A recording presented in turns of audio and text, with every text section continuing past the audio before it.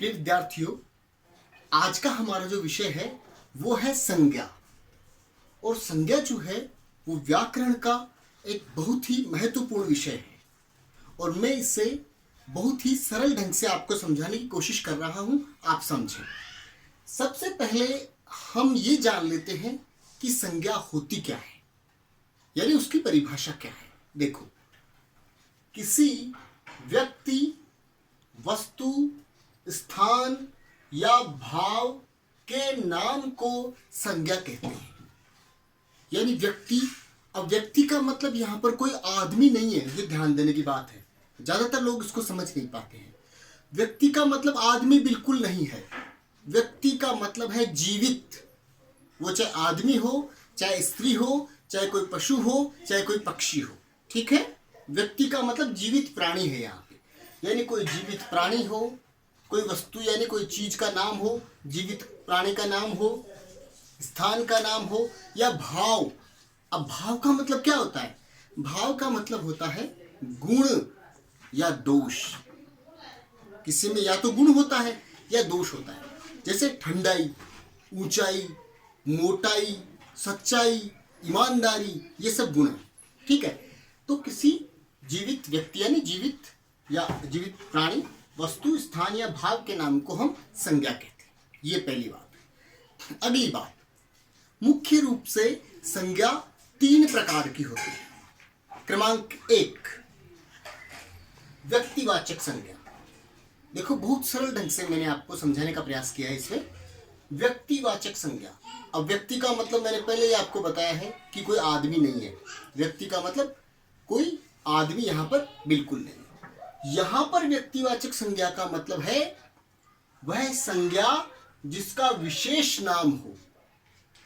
वह संज्ञा जिसका विशेष नाम हो।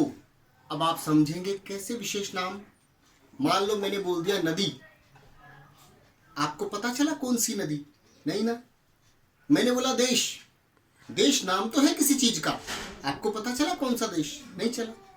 मैंने बोला नगर, नगर तो बहुत सारे हैं, आपको पता चला कौन सा नगर? नहीं ना।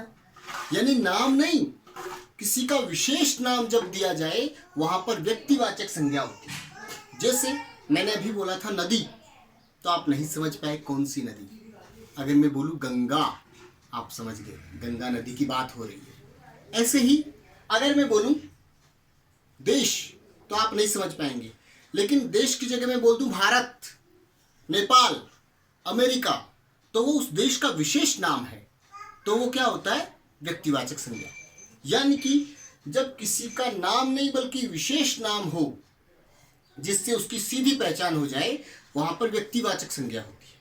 जैसे मैं बोलूं शहर, पता नहीं चलेगा कौन सा शहर, लेकिन मैं बोल दूं दिल्ली, पता लग गया कि दिल्ली शहर की बात हो रही है। वो व्यक्तिवाचक संज्ञा है। ठीक है। दूसरा है जातिवाचक। सीधा सा तरीका है समझने का। जाति का मतलब होता है समूह, यानी एक अंग्रेजी में बोले तो ग्रुप का नाम, समूह का नाम। जैसे मनुष्य, मनुष्य एक समूह है। जैसे पशु एक समूह है। जैसे नदी, नदियां। देश, नगर, प्रांत। अब प्रांत कोई सा भी हो सकता है, मनुष्य कोई सा भी हो सकता है, देश कोई सा भी हो सकता है, नदी कोई भी हो सकती है। तो देखो, नदी, पहाड़, पशु, पक्षी, मनुष्य, महिला, पुरुष, ये सब क्या है? यह है जातिवाचक संज्ञा। इसके बाद में हम आगे चलते हैं। तीसरा प्रकार, भाववाचक संज्ञा। आपको मैंने बताया था भाव का मतलब गुण या दोष यहां पर। अब गुण या दोष का भी कोई ना कोई नाम होता है। जैसे कोई मान लो बेईमानी करता है, तो उसके अंदर कौन सा गुण है? अवगुण बोल सकते हैं, उसको दोष बोल सकते हैं। बेईमानी करता है तो कैसे पहचानेंगे? वो बेईमान है, इसलिए उसके अंदर क्या है? बेईमानी। तो बेईमानी, उसके भाव का नाम है बेईमानी, इसलिए बेईमानी भाववाचक संज्ञा है। कोई ईमानदार है, कैसे पता लगेगा कि वो ईमानदार है? उसका भाव क्या है? उसके अंदर छुपा हुआ क्या है? ईमानदारी, इसलिए भाववाचक संज्ञा है। और देखो, कोई व्यक्ति सच्चा है, कैसे पता लगा वो सच्चा है? कौन सा भाव है उसके अंदर? सच्चाई, इसलिए पता लगा कि ये भाववाचक संज्ञा है। और देखो, कोई व्यक्ति अच्छा है, कैसे पता लगे कि वो अच्छा है? क्योंकि उसके अंदर ये गुण है। कौन सा गुण है? अच्छाई। तो किसी व्यक्ति का मैंने बता दिया, उसके बाद जाति का बता दिया। भाव का मतलब गुण या दोष जो होता है, उस गुण या दोष का नाम जो होता है, उस नाम को हम क्या कहते हैं? भाववाचक संज्ञा। अब देखो, छोटा सा उदाहरण के साथ ही हम थोड़ा समझ लेते हैं। व्यक्तिवाचक गंगा, सीधा पता लग रहा है गंगा कौन सी नदी है। हिमालय, मैं पर्वत बोलूंगा तो आप नहीं समझेंगे, हिमालय। दिल्ली बोलूंगा आप समझ जाएंगे, सीधा दिल्ली, भारत। लेकिन इसमें समूह का नाम मैं बोलूंगा, आप पहचान नहीं पाएंगे। समूह का नाम है नदी, पर्वत, नगर, देश। भाववाचक में स्वच्छता, कैसे पता लगा स्वच्छ है? क्योंकि वहां पर क्या है? स्वच्छता का गुण है। सच्चाई, अच्छाई, मोटाई, कैसे पता लगे कि ये मोटा आदमी है? उसमें क्या है? मोटाई है। ये मानवता, भोलापन, कैसे पता लगा वो व्यक्ति भोला है? कौन सा गुण है? भोलापन।